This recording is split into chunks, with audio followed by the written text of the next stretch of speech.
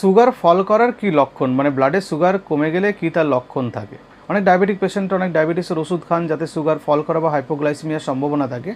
তো সুগার ফল করলে কী কী সিমটম থাকে? একটা হচ্ছে প্রচণ্ড খিদে বেড়ে যেতে পারে, হাত পা কাঁপতে পারে, বুক ধড়ফড় করতে পারে, ঘাম হতে পারে, একটা উদ্বিগ্নতা, অ্যাংসাসনেস, অস্থিরতা এটা তৈরি হতে পারে, অথবা মাথা ঘুরতে পারে, অথবা চোখ অন্ধকার লাগতে পারে। এই সব সিমটমগুলো হতে পারে। যদি হাইপোগ্লাইসিমিয়া, যদি blood sugar level less than 70 milligram per decilitre হয় তখন হাইপোগ্লাইসিমিয়া বলি।